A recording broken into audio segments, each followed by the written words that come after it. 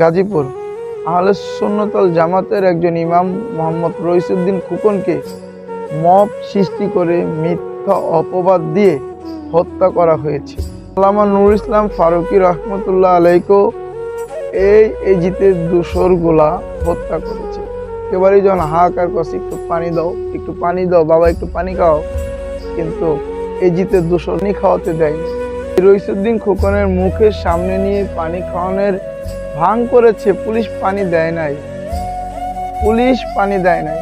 এই যে আজকে তিনটা দিন হয়েছে আমার ভাই রইসুদ্দিন খোকন যে মারা গেছে, এখন পর্যন্ত পুলিশ একজন আসামিও ধরতে যায়নি। মামলার জন্য রুজু করতে বলা হয়েছে, গাজীপুর থানা থেকে মামলাটাও নিতে চায়নি। কেন ভাই, এরকম বৈষম্য কেন থাকবে?